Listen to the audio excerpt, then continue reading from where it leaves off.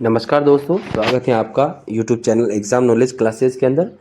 आज का वीडियो हम कक्षा 8 के बारे में पढ़ेंगे। पिछले 2 वीडियो के अंदर हमने कक्षा 6 और कक्षा 7 का अध्ययन किया था वन लाइनर के रूप में, और आज हम कक्षा 8 के बारे में बनाएंगे। उसके बाद 2 वीडियो और आएंगे, कक्षा 9 और कक्षा 10 का। कक्षा 10 का वीडियो शायद 2 क्लासों में आ सकता है, बाकी कोशिश करेंगे कि एक के अंदर ही हो जाए, क्योंकि कक्षा 10 के अंदर वन लाइनर के ज़्यादा प्रश्न बन जाते हैं, है ना।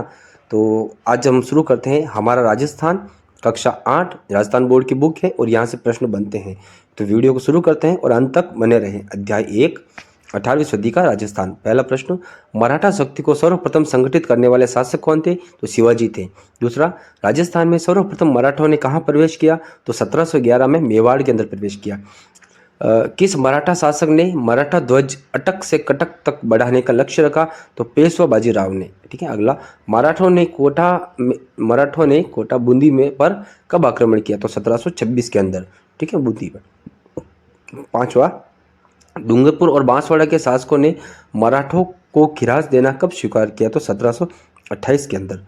ठीक है। तो क्या है, डूंगरपुर और बांसवाड़ा के शासकों ने मराठों को खिराज देना कब स्वीकार किया? तो 1728 ईस्वी के अंदर स्वीकार किया था। ठीक है। इस प्रकार के ये सभी महत्वपूर्ण प्रश्न हैं और अपन को इस वीडियो के अंदर कक्षा 8 से संबंधित सारे प्रश्न मिल जाएंगे एक ही वीडियो के अंदर। छठा प्रश्न, मराठों ने बूंदी का शासक बुद्ध सिंह को कब बनाया था? तो 22 अप्रैल 1734 को। सातवां प्रश्न, मराठों ने राजस्थान में राजनीतिक हस्तक्षेप प्रथम कहाँ किया? तो बूंदी के अंदर किया था। हुड़ा सम्मेलन का आयोजन कब और कहाँ किया गया? तो 17 जुलाई 1734 को हुड़ा नामक स्थान पर भीलवाड़ा के अंदर। हुड़ा सम्मेलन की अध्यक्षता किसने की? मेवाड़ के शासक महाराणा जगत सिंह द्वितीय ने की थी। ठीक है। हुड़ा सम्मेलन में वर्षा ऋतु के बाद कहाँ सभी को इकट्ठा होने की बात कही थी? तो रामपुरा के अंदर। अगला प्रश्न, किसकी उदासीनता और निर्णय में अस्पष्टता हुड़ा सम्मेलन की रणनीति को असफल बना दिया? तो आमेर के शासक सवाई जय सिंह की। पेशवा बाजीराव ने अपनी माता को राजस्थान में तीर्थ पर कब भेजा था? तो पेशवा बाजीराव ने 1735 के अंदर, माता का नाम राधाबाई था। ठीक है। उस समय राजस्थान तीर्थ पर भेजा था। किसने भेजा? पेशवा बाजीराव ने। कब? 1735 के अंदर। माता का नाम राधाबाई। ठीक है, महत्वपूर्ण प्रश्न है। अगला, उदयपुर के महाराणा अमर सिंह द्वितीय की पुत्री चंद्रकुंवरी का विवाह किससे हुआ? तो जयपुर के सवाई जय सिंह के साथ 1708 में हुआ था। इस विवाह की शर्त क्या थी? कि चंद्रकुंवरी से उत्पन्न पुत्र जयपुर के सिंहासन पर बैठेगा। अगला, सवाई जय सिंह का बड़ा पुत्र कौन था? ईश्वरी सिंह था। 16वां प्रश्न, मेवाड़ की राजकुमारी चंद्रकुंवरी और सवाई जय सिंह से उत्पन्न पुत्र का क्या नाम था? माधो सिंह नाम था। माधो सिंह ने किसकी सहायता से ईश्वर सिंह को चुनौती दी थी? तो मामा जगत सिंह की द्वितीय की सहायता से दी थी। ठीक है। 18वां प्रश्न, किस मराठा शासक ने माधो सिंह का साथ दिया था? तो मराठा सरदार मल्हार राव होलकर ने किसका साथ दिया था? माधो सिंह का साथ दिया था। ठीक है। ये राजस्थान के अंदर जो मराठा प्रवेश करते हैं, वो मराठाओं से संबंधित प्रश्न हर एग्जाम में पूछे जाते हैं सिलेबस के अकॉर्डिंग। तो ये सभी में लगता है, आरएस के अंदर भी है, एसआई के अंदर भी है, और राजस्थान के टीचर के एग्जामों में भी ये सिलेबस में नहीं लगता है। बाकी यहाँ से राजस्थान के राज्यों से संबंधित प्रश्न पूछ लिया जाता है अक्सर। तो अपन को कक्षा 8 के अंदर जो भी देखा है सब पढ़ना है। ईश्वर सिंह और माधो सिंह के मध्य कौन से युद्ध हुए? तो राजमहल का युद्ध और बगरू का युद्ध हुआ था। ठीक है। 20वां प्रश्न, किसकी कुटिलता के कारण सूर्य सिंह को आत्महत्या करनी पड़ी? तो सेनापति हरगोविंद नटाणी की। ठीक है।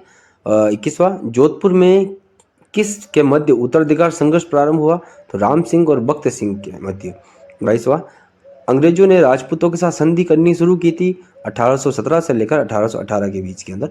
भाई 23वां प्रश्न, सर्वप्रथम किस राज्य में अंग्रेजों के साथ संधि स्वीकार की गई थी? सर्वप्रथम किस राज्य में अंग्रेजों के साथ संधि स्वीकार की?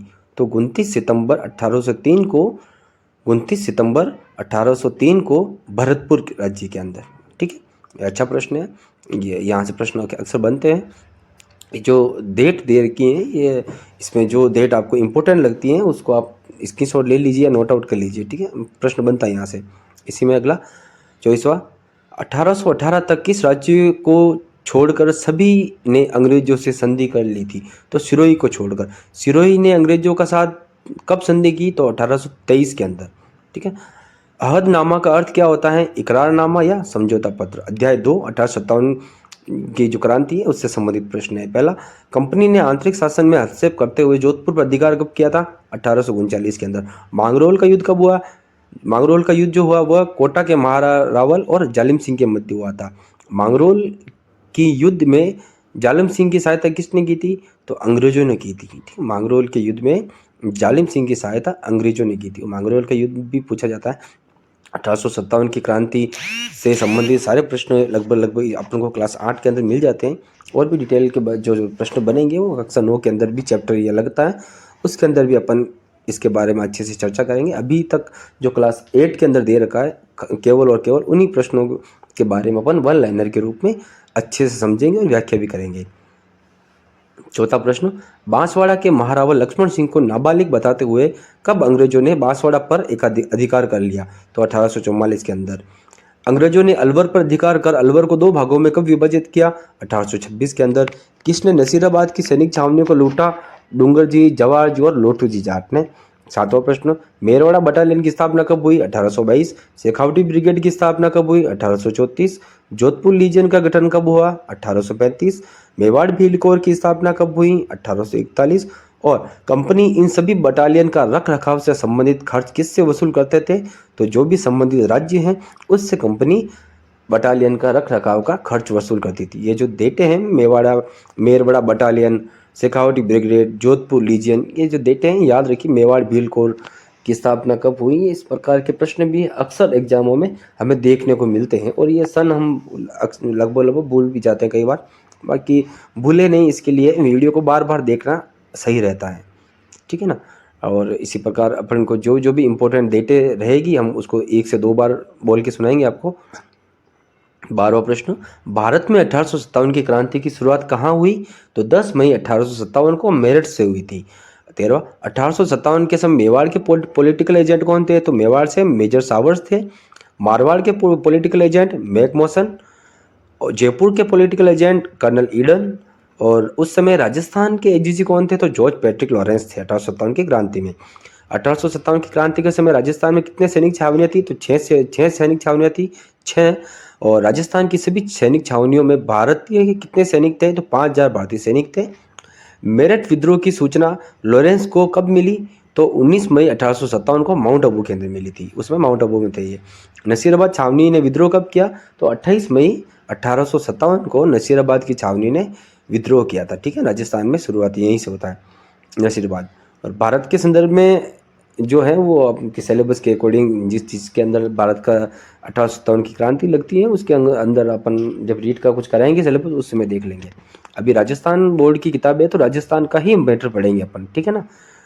21वां प्रश्न, नसीराबाद में किन अंग्रेजी अधिकारियों की हत्या कर दी गई थी? तो मेजर स्पॉटिसवुड और न्यूबरी की। 22वां, नीमच में विद्रोह कब हुआ? तो 3 जून 1857 को मोहम्मद अली बेग के नेतृत्व में। नीमच छावनी के कप्तान कौन थे? मैकडोनाल्ड थे।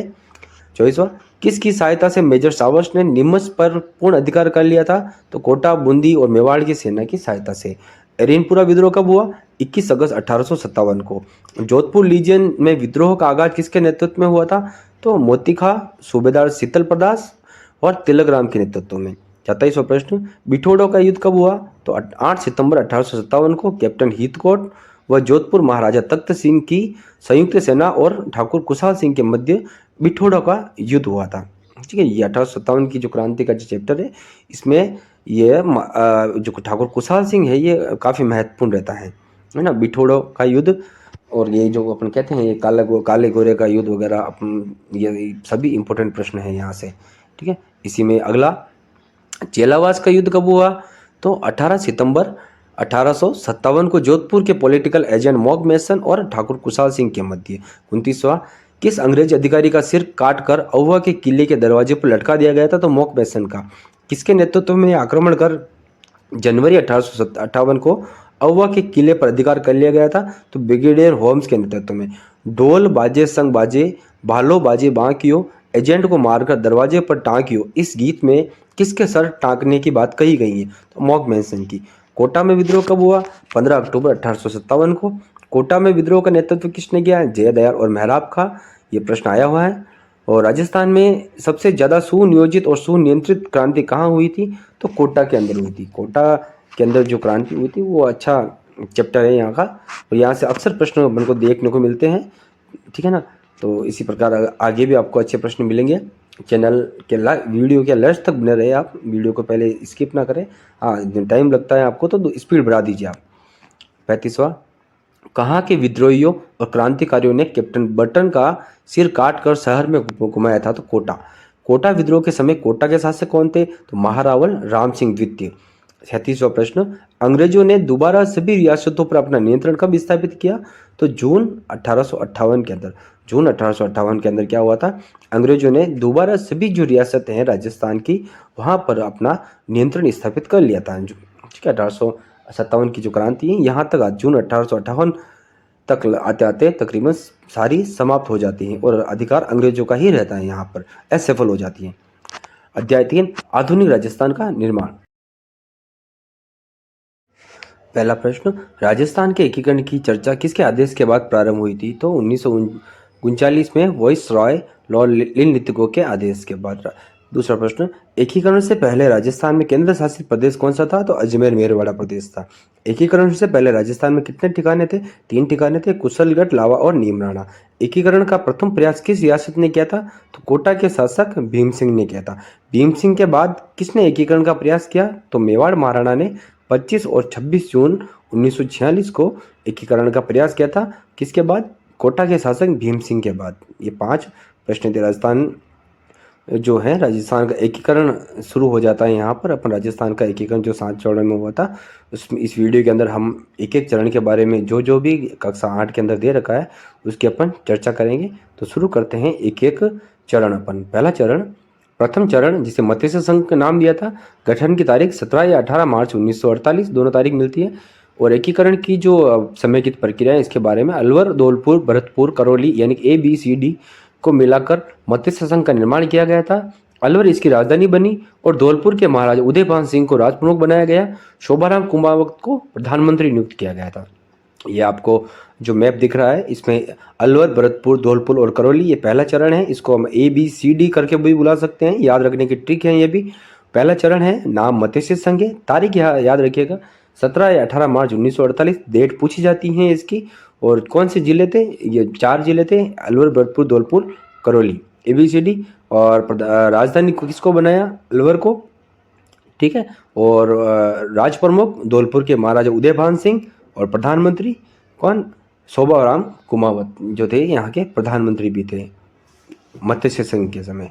ठीक है, तो यहाँ से पहला चरण। दूसरा चरण, जिसका नाम पूर्व राजस्थान रखा गया था, पूर्व राजस्थान, तारीख 25 मार्च 1948। इसके अंदर जो जिले थे, बांसवाड़ा, कोटा, बूंदी, झालावाड़, टोंक, डूंगरपुर, प्रतापगढ़, किशनगढ़, शाहपुरा रियासतों तथा कुशलगढ़ और लावा ठिकानों को मिलाकर दूसरे चरण को पूरा किया गया था। कोटा को राजधानी बना दिया यहाँ पर, और कोटा के महाराव भीम सिंह को राज प्रमुख बनाया, और गोकुल बाई जो गोकुल लाल आसावा जो हैं यहाँ के प्रधानमंत्री बने थे। ये पूर्वी राजस्थान का मैप है जो आपको साइड में दिख रहा है, दिनांक याद कीजिए। ये 25 मार्च 1948 को दूसरा चरण पूर्वी राजस्थान नाम था। यहाँ की भी एक ट्रिक है, ट्रिक हम आपको एक अलग वीडियो के अंदर बताएंगे, शॉर्ट ट्रिक है।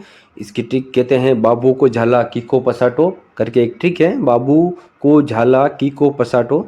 इसमें ये सारे नाम आ जाते हैं, ठीक है, 10 हैं। 10 जो रियासतें, जिले नहीं थे उसमें, रियासतें कहते थी। और ठिकाने हैं जो कुशलगढ़ और लावा ठिकाने, जो है इन दोनों से मिलकर ये बना था। तीसरा, संयुक्त राजस्थान। संयुक्त राजस्थान की दिनांक 18 अप्रैल 1948 है। संयुक्त राजस्थान में जो उदयपुर है यानी कि मेवाड़ का विलय कर दिया गया था, और मेवाड़ के भोपाल सिंह को राज प्रमुख बना दिया गया, और माणिकलाल वर्मा को प्रधानमंत्री नियुक्त किया था। ठीक है, और उद्घाटन पंडित जवाहरलाल नेहरू ने इसका विलय उद्घाटन किया था। उद्घाटन की भी याद रखना चाहिए आपको कि किसने किया था, ठीक है नहीं। ये चरण है तीसरा चरण। जो उद्घाटन करता है इसका नाम याद रखने के लिए भी ट्रिक एक, गाडगिल नेहरू पटेल। 2 बार गाडगिल आ जाता है, पहले और दूसरे के अंदर, और 3 में नेहरू, बाकी सब में पटेल वल्लभ भाई पटेल। तो इसलिए ये भी ट्रिक है कि गाडगिल नेहरू पटेल, ये 4 नाम याद रखिए। जो पटेल से खत्म होता है तो एंड तक आप इसी को लेके जाना है आपको। 2 में गाडगिल, इसमें पंडित जवाहरलाल नेहरू। कौन सा चरण? तीसरा। नाम संयुक्त राजस्थान, दिनांक 18 अप्रैल 1948 को, ठीक है ना। संयुक्त राजस्थान क्या गया था। और चौथा चरण वृहद राजस्थान। 30 मार्च 1949, दिनांक याद रखिएगा 30 मार्च 1949, यहाँ पर राजस्थान बनकर तैयार होता है। संयुक्त राजस्थान में जो 4 बड़ी रियासतें हैं, जयपुर, जोधपुर, बीकानेर और जैसलमेर का विलय कर दिया गया था। और राजस्थान की स्थापना दिवस भी 30 मार्च को ही मनाया जाता है। जयपुर के मान सिंह द्वितीय राजप्रमुख बने, हीरालाल शास्त्री प्रधानमंत्री, और महाराणा भूपाल सिंह महाराष्ट्र प्रमुख नियुक्त कर दिया गया था। ठीक है, सरदार वल्लभ भाई पटेल ने इसका उद्घाटन किया था। मैंने भी ठीक बताई थी आपको कि गाडगिल नेहरू पटेल, दो में गाडगिल आ गए, तीसरे में नेहरू आ गए, और अब चौथे के अंदर जो सरदार वल्लभ भाई पटेल आते हैं वो अंत तक वल्लभ भाई पटेल ही रहते हैं। दिनांक यहाँ से प्रश्न बनता है कि राजस्थान दिवस कब मनाया जाता है, तो स्थापना दिवस 30 मार्च को मनाया जाता है। कब, चरण कौन सा है, चौथा, नाम वृहद राजस्थान, दिनांक 30 मार्च 1949। ठीक है, और 4 बड़ी रियासतें जयपुर, जोधपुर, बीकानेर और जैसलमेर, इन चारों को मिलाने के बाद एक बड़ा सा राजस्थान बन जाता है। ये राजस्थान का बड़े से राजस्थान का आपको मैप दिख रहा है साइड में, ये पूरा क्या है, वृहद राजस्थान है ना। और हाँ, आगे 5वां चरण संयुक्त वृहद राजस्थान। ठीक है, संयुक्त वृहद राजस्थान, दिनांक 15 मई 1949। 15 मई 1949 वृहद राजस्थान में क्या किया था, जो पहला जो चरण था मत्स्य संघ, इसका भी इसके अंदर विलय कर दिया गया, और निम्नाना ठिकाना भी इसके अंदर शामिल आ जाने के बाद तकरीबन बड़ा तकरीबन 90% के लगभग राजस्थान का निर्माण इसमें यहाँ हो जाता है। तो 15 मई 1949 को 5वां चरण पूर्ण होता है, जिसका नाम था संयुक्त वृहद राजस्थान। और इसमें क्या करते हैं, मत्स्य संघ का विलय कर लेते हैं, और निम्नाना जो ठिकाना है वो भी इसके अंदर शामिल हो जाता है, और ये 5वां चरण यहाँ पर पूरा हो जाता है। ठीक है, डेट याद रखिए, उद्घाटनकर्ता याद रखिए, कौन प्रधानमंत्री बना, कौन राज प्रमुख था, इन सभी के बारे में याद रखना जरूर रहता है। छठा चरण राजस्थान नाम हो जाता है फिर 26 जनवरी 1950 दिनांक है, 26 जनवरी 1950। यहाँ क्या हुआ था कि सिरोही जो है वहाँ पर देलवाड़ा और जो आबू क्षेत्र है उसको छोड़कर बाकी सिरोही का यहाँ पर विलय हो जाता है छठे चरण के अंदर। 7वें चरण में क्या होता है, राजस्थान नाम ही रहता है। 1 नवंबर 1956 देश आज़ाद हो चुका होता है 5वें चरण के बाद। ठीक है, तो इसमें क्या होता है, राजस्थान में आबू और देलवाड़ा, अजमेर, मेरवाड़ा और मंदसौर जो मध्य प्रदेश है, वहाँ के सुनेरी टप्पा क्षेत्र का विलय जो है एकीकरण की प्रक्रिया पूर्ण कर दी गई यहाँ पर। और झालावाड़ जो जिला है अभी, उसका जो सिरोही क्षेत्र है वो एमपी को सौंप दिया जाता है 7वें चरण में। और यहाँ पर 7 चरणों के अंदर राजस्थान के एकीकरण की प्रक्रिया पूर्ण हो जाती है। ठीक है भाई, तो ये जो भी अपन ने 7 चरणों के बारे में पढ़ा है, ये जितना फैक्ट मैंने बताया आपको, यही फैक्ट एनसीईआरटी के अंदर दे रखा है, और यहाँ यही फैक्ट आपको गाइडों के अंदर, कंपटीशन की बुकों के अंदर मिलता है। ठीक है ना। और डिटेल के अंदर अगर अपन क्लास जब 10th और 9th पढ़ेंगे तो आएगा, जब हम आपको बता देंगे। अध्याय 4 जनसंख्या। पहला प्रश्न, राजस्थान में जनगणना का कार्य किया गया था, तो भारत सरकार के निर्देश अनुसार जनगणना निदेशालय जयपुर के द्वारा। जनसंख्या कितने वर्षों में की जाती है, 10 वर्षों में की जाती है। भारत में जनगणना का कार्य कब प्रारंभ हुआ, 1872 के अंदर। 2011 की जनगणना के अनुसार राजस्थान की जनसंख्या 6.85 करोड़ ये जनसंख्या है। इसके भी मैप हम लेके आए हैं, आगे आपको पेज पर दिखेंगे। ठीक है ना। राजस्थान की जनसंख्या कितनी है, 6.85 करोड़। ठीक है। राजस्थान की जनसंख्या भारत की कुल जनसंख्या कितना प्रतिशत है, 5.7%। राजस्थान की जनसंख्या वृद्धि दर सन 2011 में कितनी रही थी, तो 21.31%। राजस्थान में किस जिले की जनसंख्या वृद्धि दर सर्वाधिक रही, तो बाड़मेर की जनसंख्या वृद्धि दर सर्वाधिक रही थी। कितनी रही थी, 32.5%। 32.5% है। ठीक है। तो आपको 2011 है उसकी जनगणना अपन ने अभी शुरू करी है। मैप के अंदर मैप भी बताएंगे हम आपको। राज्य में सबसे कम, ये कम वर्षा नहीं है, ये कम जनसंख्या वृद्धि दर का पूछ रहा है। ठीक है नहीं, तो गंगानगर की थी कम 10.0%। और नवा राजस्थान का जनसंख्या घनत्व कितना है, 200 व्यक्ति प्रति वर्ग किलोमीटर। 10वां प्रश्न, सर्वाधिक जनसंख्या घनत्व कहाँ का है, जयपुर का है 595 व्यक्ति प्रति वर्ग किलोमीटर के अंदर। और सबसे कम जनसंख्या घनत्व पूछे तो जैसलमेर का रहता है 17 व्यक्ति प्रति वर्ग किलोमीटर। ठीक है। राजस्थान की कुल जनसंख्या का कितना प्रतिशत जयपुर में निवास करता है, तो 10% जयपुर में निवास करता है। राजस्थान की कुल जनसंख्या का कितना प्रतिशत जैसलमेर में निवास करता है, तो 1% जैसलमेर में निवास करता है। पश्चिमी मरुस्थलीय प्रदेश जो राजस्थान का 61% भूभाग है, वहाँ कितनी प्रतिशत जनसंख्या निवास करती है, तो 40% जनसंख्या निवास करती है। तो ये जो सभी प्रश्न हैं जनसंख्या के महत्वपूर्ण प्रश्न है। जनसंख्या जो चैप्टर ऐसा चैप्टर है कि यहाँ से 2 से 4 प्रश्न आने जरूरी ही रहते हैं और आते हैं अक्सर। ठीक है, नहीं, याद रखिएगा। ये मैप भी है साथ में, इसमें जनसंख्या वृद्धि दर दिखा रखी है। ठीक है, तो जैसलमेर और बाड़मेर की वृद्धि दर को हाईलाइट कर रखा है। हमने पढ़ा था एक सर्वाधिक बाड़मेर की रही थी, और न्यूनतम श्री गंगानगर जो अपन ने पढ़ा था 10.0। ये जनसंख्या की मैप की सहायता भी लेनी सही रहता है।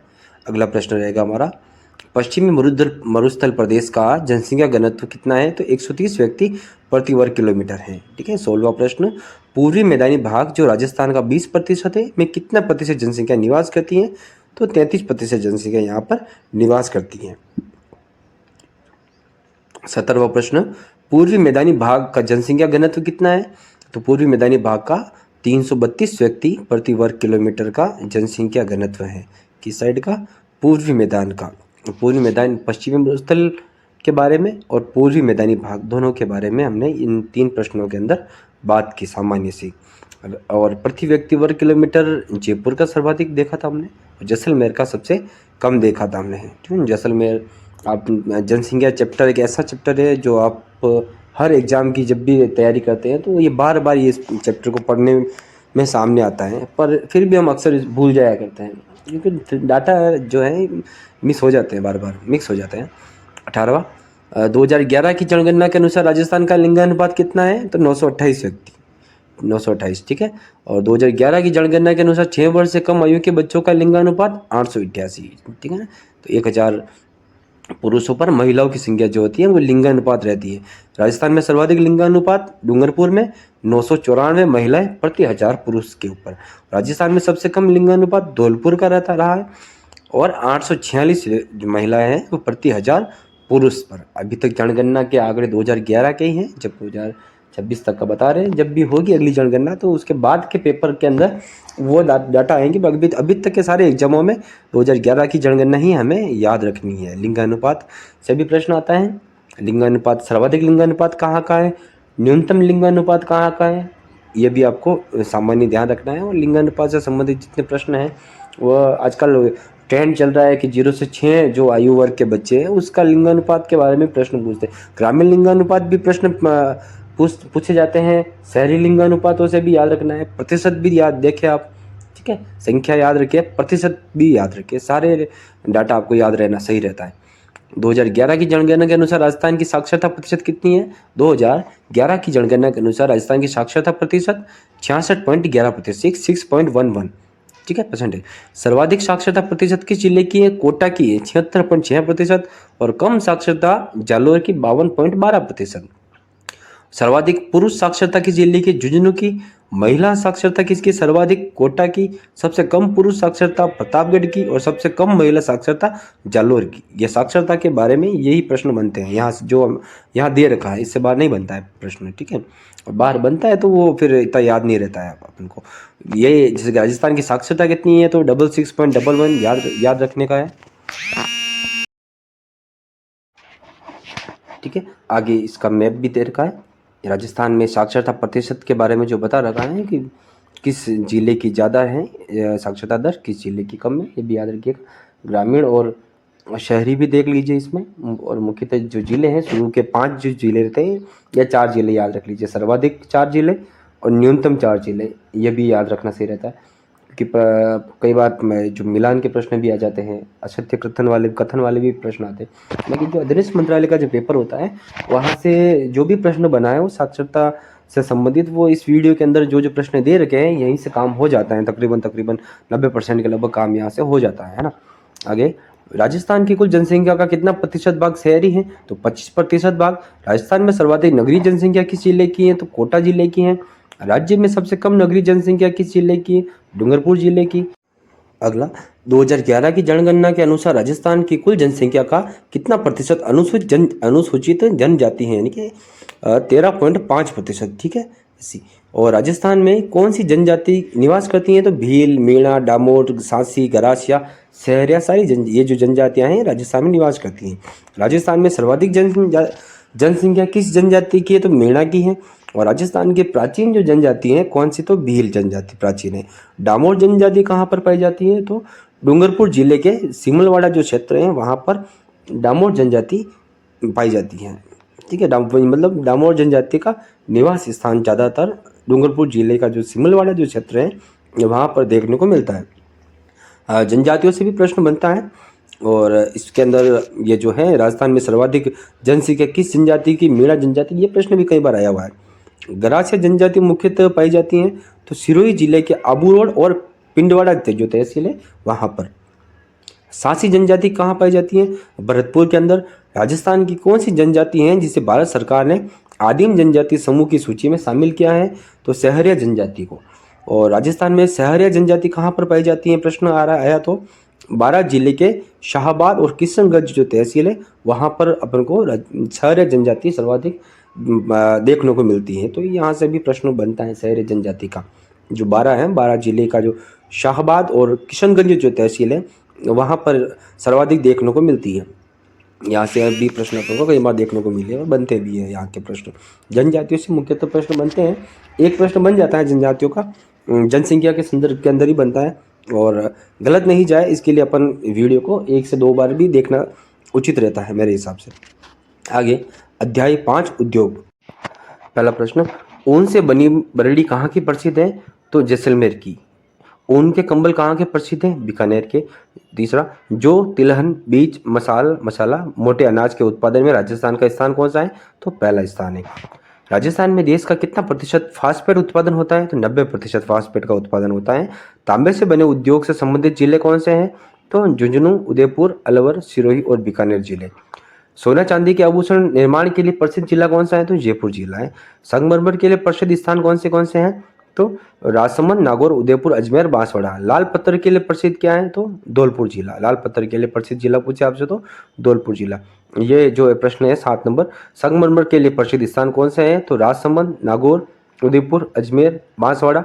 यहाँ से भी प्रश्न बनता है। सोना चांदी के आभूषण वाला प्रश्न जो है जयपुर जिले का, ये भी प्रश्न एग्जामों में कई बार देखने को अपन को मिलता है। ये सभी जिलों से संबंधित फैक्ट हैं, और यह भूले नहीं, इसके लिए आपको वीडियो को बार बार देखना सही रहता है।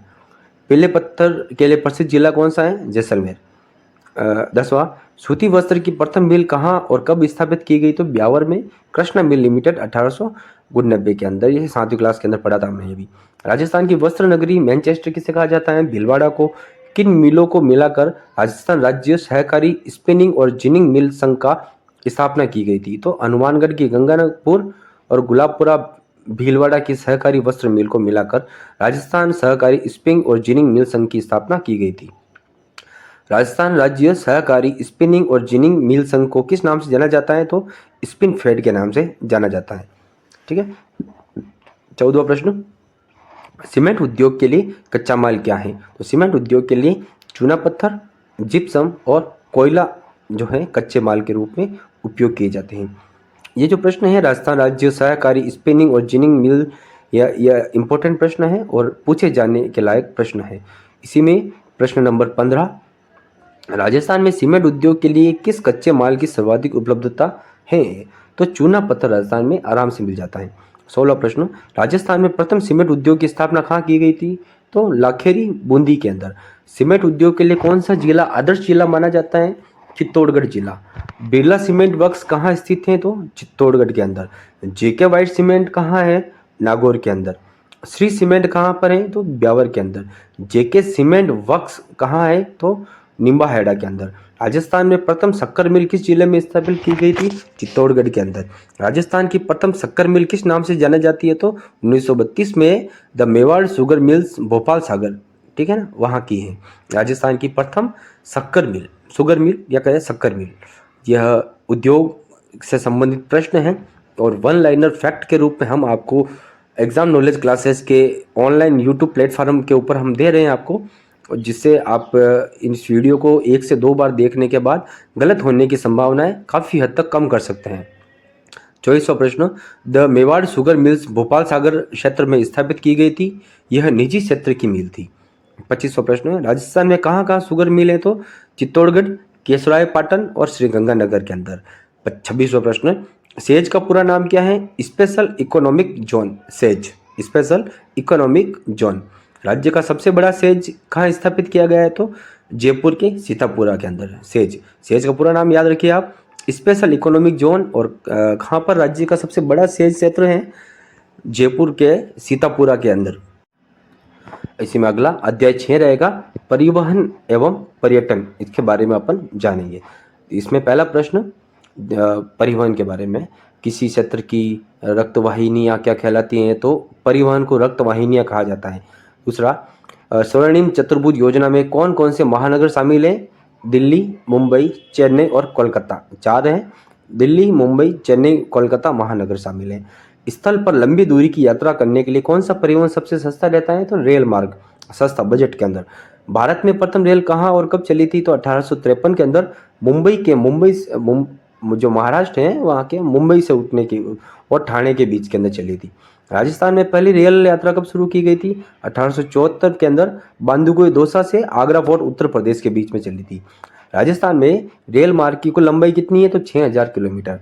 राजस्थान में रेलवे के कितने जोन है? 2 जोन है, उत्तर पश्चिमी रेलवे जोन, पश्चिमी मध्य रेलवे जोन। ये सारे डाटा एनसीईआरटी या राजस्थान बोर्ड की जो किताबें चलती हैं राजस्थान के अंदर उसमें दिए हुए सारे डाटा हैं, जिसका हमने एक टाइपिंग करके पीडीएफ के माध्यम से बनाई और आपको यूट्यूब चैनल के द्वारा उपलब्ध करवा रहे हैं। ठीक है, इसमें आगे राजस्थान में कुल कितने रेलवे मंडल हैं? 5 रेलवे मंडल हैं, जयपुर, बीकानेर, जोधपुर, अजमेर, कोटा। नवा, राजस्थान में जयपुर में मेट्रो की शुरुआत कब हुई? तो जून 2015 के अंदर। 10वां प्रश्न, राजस्थान में सबसे व्यस्ततम हवाई अड्डा कौन सा है? जयपुर का सांगानेर हवाई अड्डा। 11वां प्रश्न, महाराणा प्रताप हवाई अड्डा कहाँ पर स्थित है? उदयपुर के डबोक के अंदर। रातानाडा हवाई अड्डा कहाँ पर है? रातानाडा हवाई अड्डा जोधपुर के अंदर है। घड़ियाल और मगरमच्छ के संरक्षण के लिए प्रसिद्ध अभ्यारण्य जो है चंबल अभ्यारण्य है।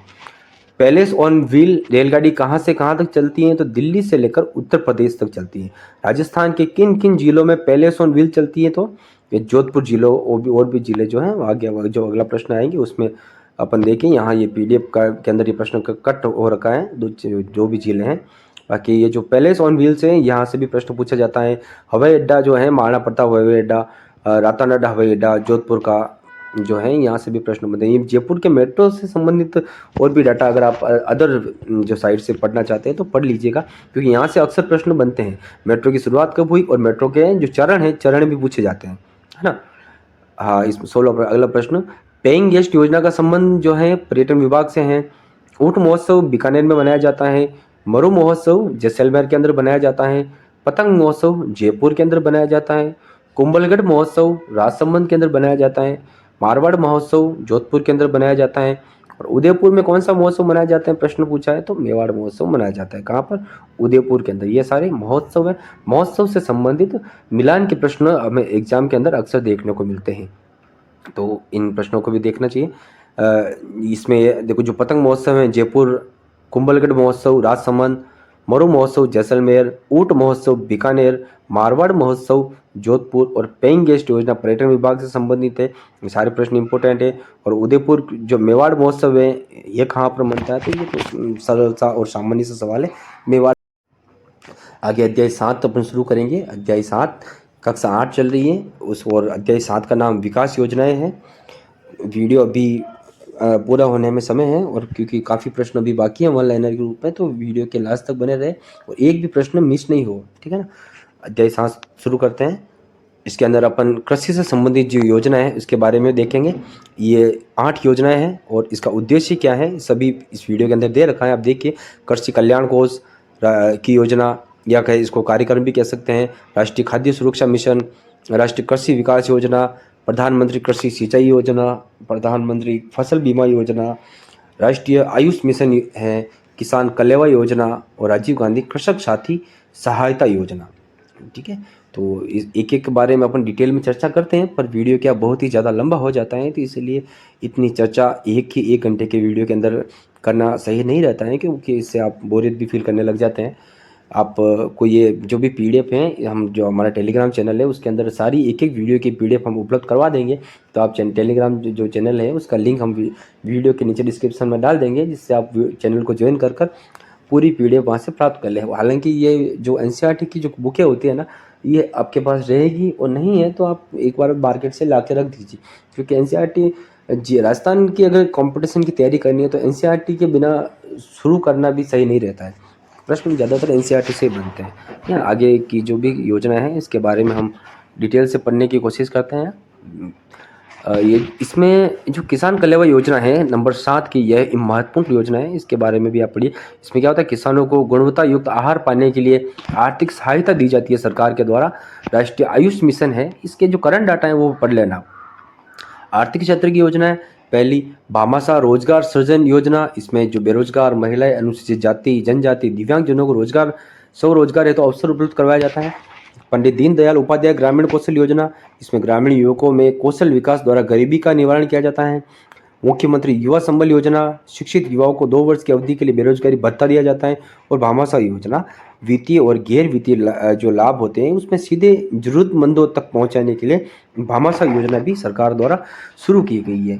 ये सारी जो योजनाएं हैं ये एनसीईआरटी की जो किताबें हैं, राजस्थान बोर्ड की किताबें, उसमें दी हुई योजना है। इसमें किसी भी प्रकार का कोई भी करंट का जो डाटा है अपडेट नहीं है इसके अंदर, क्योंकि इसमें सामान्य ज्ञान की कक्षा 8 के बच्चों को कितनी जानकारी होनी चाहिए उसके अकॉर्डिंग ही बोर्ड के द्वारा किताबों के अंदर कंटेंट डाला जाता है। ठीक है, ठीक है ना। तो आप आगे वो देखिए। और ये आर्थिक क्षेत्र की योजनाएं दी बताई हमने 4 है। मुख्यमंत्री युवा संबल योजना के से तो आप परिचित होंगे, कंपटीशन की तैयारी करने वाले सभी विद्यार्थी। आगे स्वास्थ्य से संबंधित जो भी योजना है उनके बारे में बात करते हैं। पर पहला, राजस्थान जननी शिशु सुरक्षा योजना मातृ और शिशु मृत्यु दर को कम करने के लिए शुरू की गई थी। आशा सहयोगिनी गर्भवती महिलाओं को सुरक्षित प्रसव, स्वास्थ्य की देखभाल, घर पर पोषण, पोषक सहायता सेवा उपलब्ध करवाने के लिए। राष्ट्रीय स्वास्थ्य मिशन, ग्रामीण और शहरी क्षेत्रों में स्वास्थ्य प्रणाली को मजबूत करते हुए न्याय संगत, सस्ती और गुणवत्ता युक्त स्वास्थ्य सेवाओं को सार्वभौम बनाना। जननी एक्सप्रेस, गर्भवती महिला और नवजात शिशुओं को चिकित्सा संस्थानों तक ले जाना। और आयुष्मान भारत, सरकारी और निजी अस्पतालों में सामाजिक और आर्थिक रूप से पिछड़ी जातियों को कैशलेस इलाज उपलब्ध करवाने के लिए। मुख्यमंत्री निःशुल्क दवा योजना, मुख्यमंत्री निःशुल्क जांच योजना, यह भी सरकार के द्वारा शुरू की गई योजना है। इसके अंदर राज्य के सभी जो चिकित्सा संस्थानों हैं वहाँ पर निःशुल्क जो दवाएं उपलब्ध करवाई जाती है और निःशुल्क ही जांच भी की जाती है सरकार के द्वारा, है ना। सारा इसका खर्च जो सरकार स्वयं ही भुगतान करती है और आपके लिए निःशुल्क रहती है। इन सारी योजनाओं की जानकारी आपको होनी चाहिए, जिससे क्या हो कि आप इन सभी योजनाओं का अच्छे से लाभ उठा सकें। क्लास 8 के बच्चों को भी सरकार के द्वारा इन योजनाओं की जानकारी दी जा रही है एनसीईआरटी के द्वारा। और हमारे एग्जाम, जो कंपटीशन एग्जाम की तैयारी कर रहे हैं हम, उसके अंदर भी इन योजनाओं के बारे में पूछा जाता है हमें। हालांकि इसके करंट डाटा ज़्यादा पूछते हैं, वो आप जो है आगे किसी बुक के अंदर, गाइड के अंदर पढ़ लीजिएगा, नहीं तो हम वीडियो के माध्यम से बताएंगे आपको। महिला सशक्तिकरण से संबंधित योजनाएं, प्रश्न जो क्रम संख्या 1, बेटी बचाओ बेटी पढ़ाओ योजना, इसमें कन्या भ्रूण हत्या रोककर बालिका शिक्षा को प्रोत्साहन दिया जाता है। स्वावलंबन योजना, गरीब महिलाओं, विधवा, परित्यज्या और ग्रामीण महिलाओं के जीवन स्तर में सुधार लाने के लिए। साझा अभियान, बाल विवाह से मुक्ति पाने के लिए।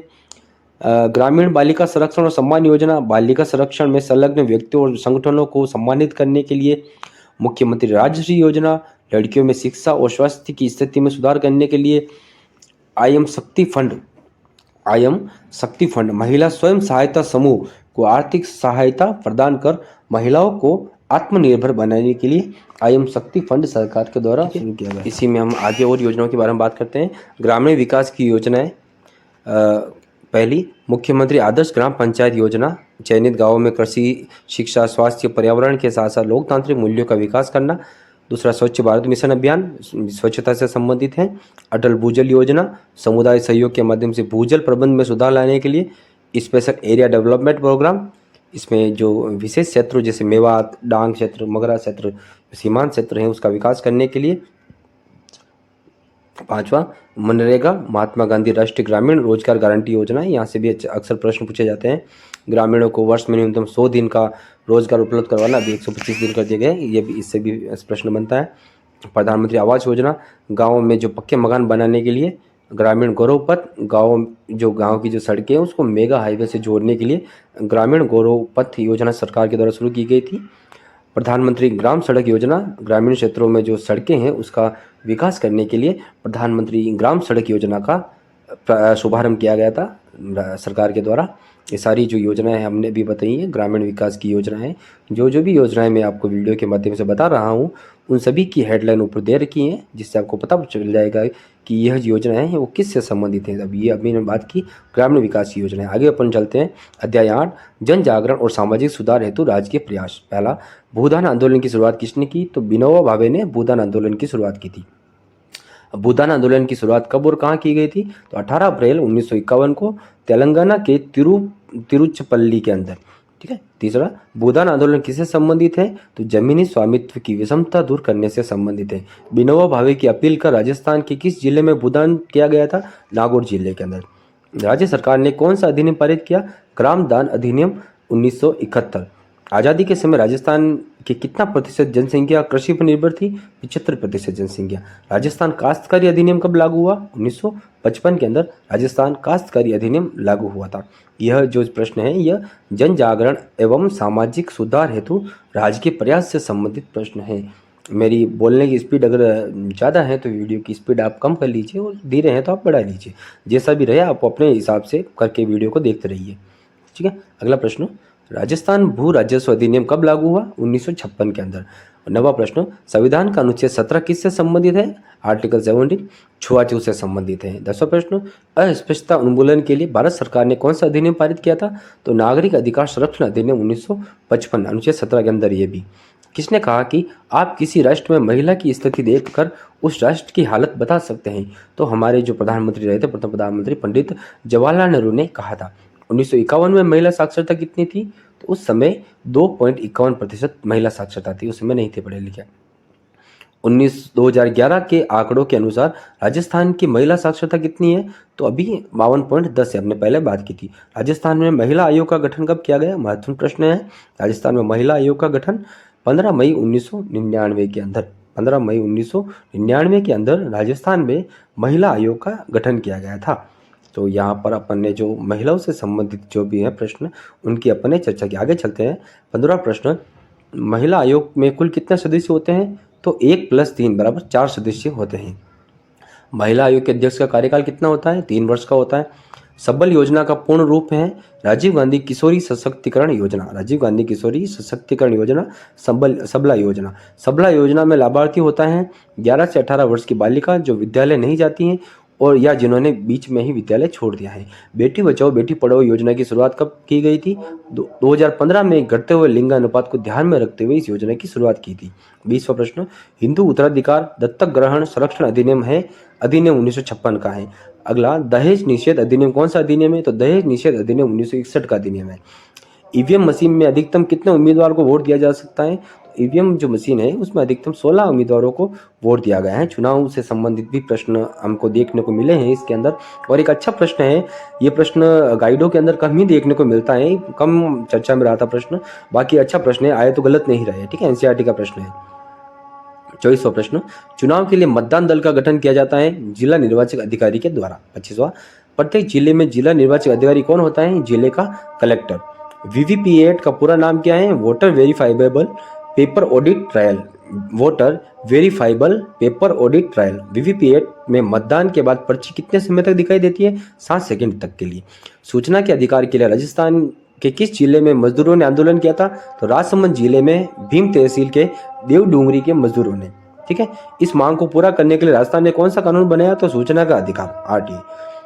सूचना का अधिकार कानून कब बना? तो सूचना का अधिकार जो कानून है, राइट टू इन्फॉर्मेशन, 2000 के अंदर बना था। और ये जो राजसमंद जिला है वहाँ की भीम तहसील के अंदर जो देवडूंगरी गांव है वहाँ के मजदूरों ने इसकी शुरुआत की थी। अच्छा प्रश्न बनता है यहाँ से, ये भी आप ध्यान रखिएगा। सूचना का अधिकार 2000।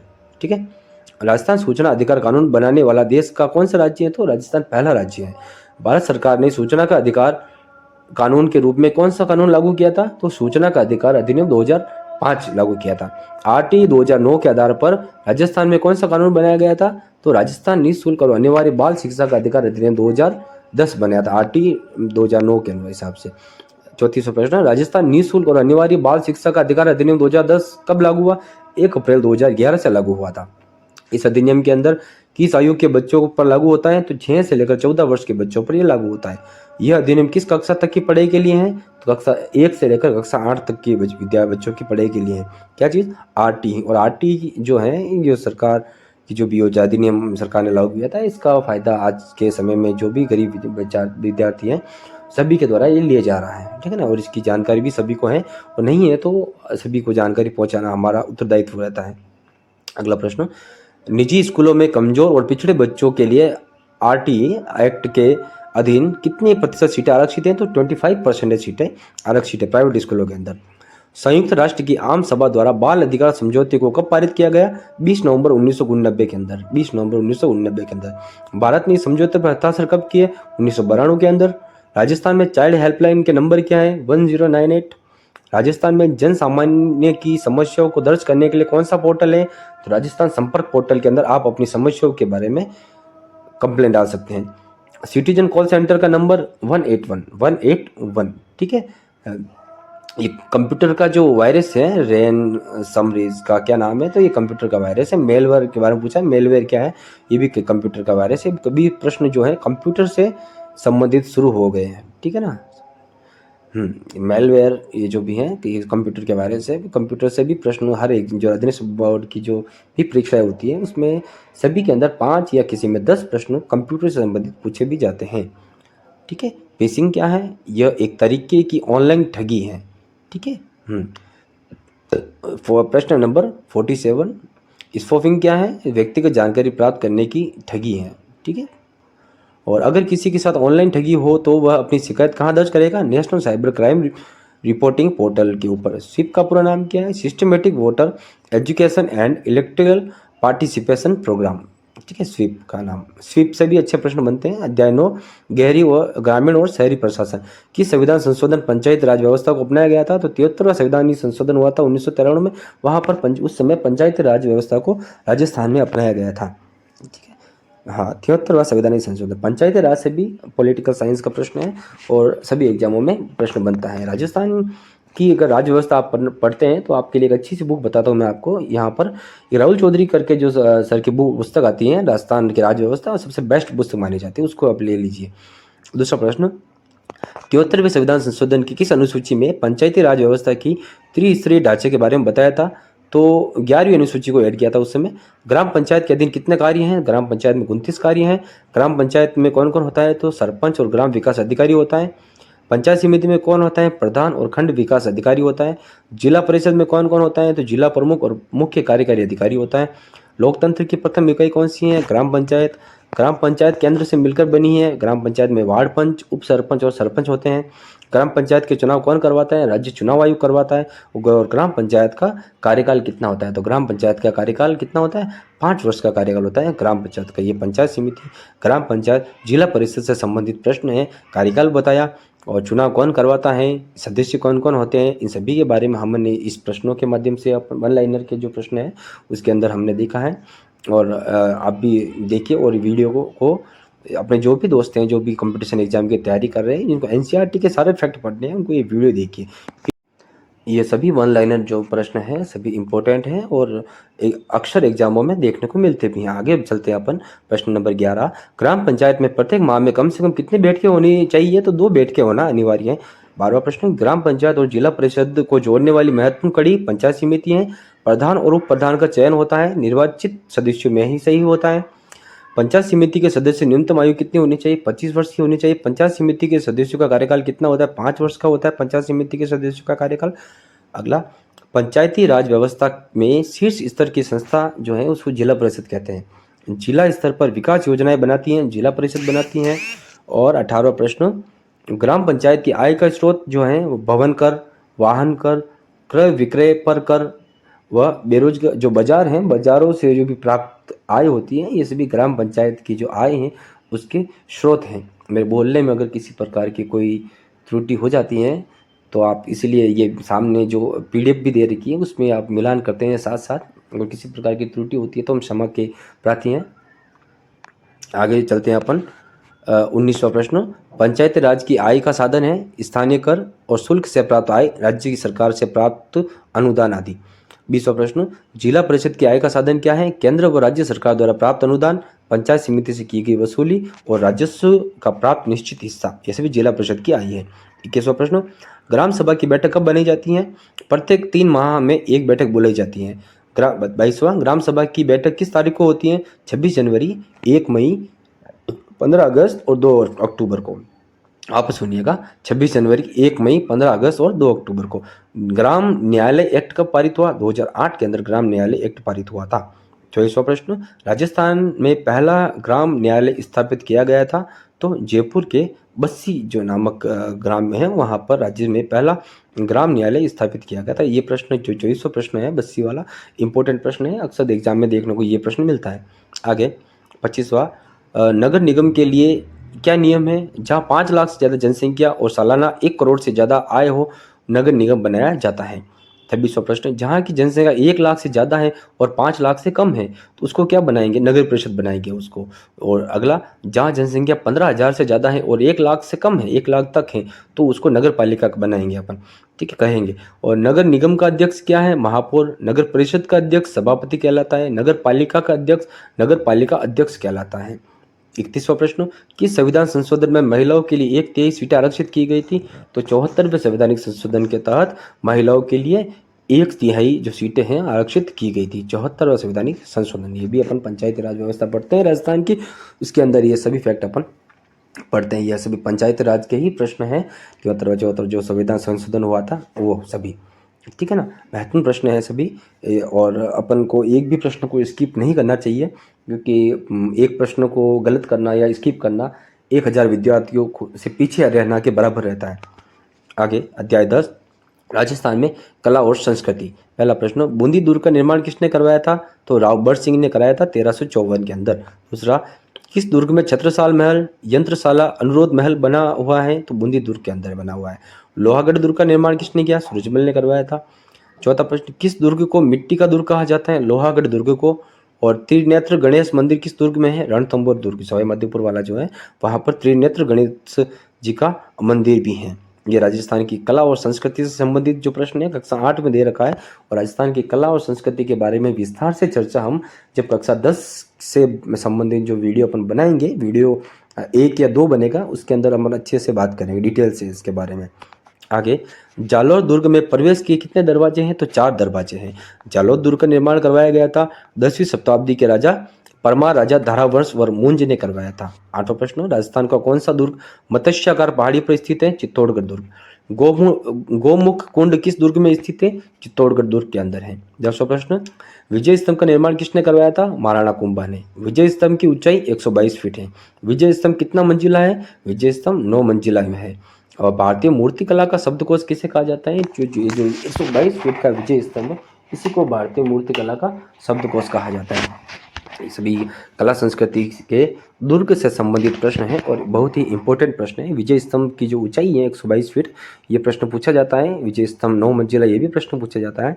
या कहे तो अपन विजय स्तंभ के बारे में कथन सत्य असत्य वाला भी प्रश्न पूछ ले तो इसमें 4 फैक्ट दे देते हैं और कोई सा भी डाल दिया प्रश्न कि 123 फीट ऊंचाई है, सही है या गलत, तो असत्य ऐसे करना है अपन को।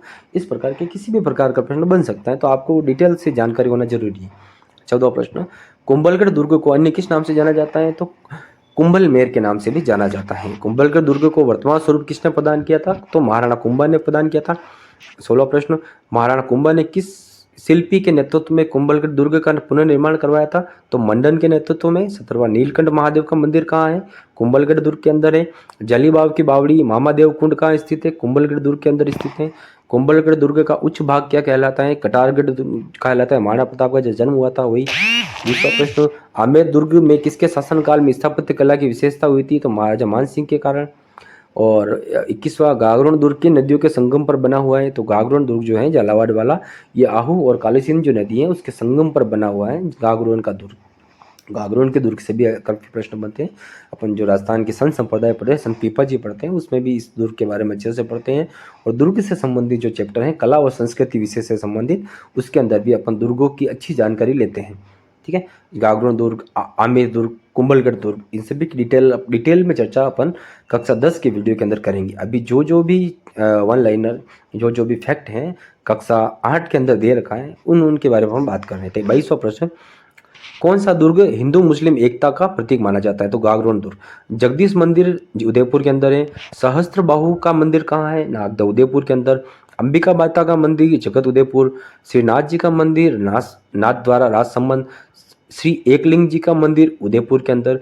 ऋषभदेव का जैन मंदिर उदयपुर के अंदर स्थित है। श्री चारभुजा नाथ का मंदिर गढ़बोर राजसमंद के अंदर स्थित है। और देलवाड़ा जैन मंदिर कहाँ स्थित है? आबू पर्वत जो सिरोही के अंदर है वहाँ पर। रणकपुर का जैन मंदिर पाली, ये रणकपुर का जैन मंदिर के बारे में अक्सर प्रश्न पूछे जाते हैं, ठीक है ना, तो ये इंपॉर्टेंट रहता है। इसके बारे में भी अपन अच्छे से चर्चा करेंगे। अभी जो मंदिरों के बारे में दे रखा है वो किस जिले के अंदर और जिले के अंदर भी किस स्थान पर स्थित है उससे संबंधित जो भी डाटा है हमने यहाँ पर सामने रखा है आपके लिए। तो आप इसको अच्छे से देखिए। और मिलान के प्रश्न यहाँ से अक्सर बनते हैं, मिलान के प्रश्न ही ज़्यादा बनते हैं कि एक तरफ मंदिर दे दिए, एक तरफ जिले या स्थान दे दिए, इनका मिलान कीजिए। और मिलान वाले प्रश्न जो हैं ज़्यादा सही तभी होते हैं जब प्रैक्टिस होती है, बार बार प्रैक्टिस करना भी जरूरी रहता है। आगे चलते हैं। ओसिया के मंदिर कहाँ स्थित है? तो ओसिया जोधपुर के अंदर है, तो ओसिया के मंदिर जोधपुर के अंदर है। बांडोली का मंदिर रावत भाटा चित्तौड़गढ़। भंड देवरा